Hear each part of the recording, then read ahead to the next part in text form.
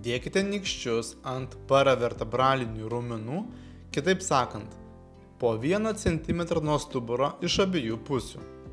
Dabar vidutiniu stiprumu spauskite ir lėtai kilkite į viršų. Galite atsiklausti žmogaus, ar jam yra komfortiška, ir tęsti atsižvelgiant į žmogaus nuomonę. Padarykite 5-6 kartus ir darykite kitą judesį.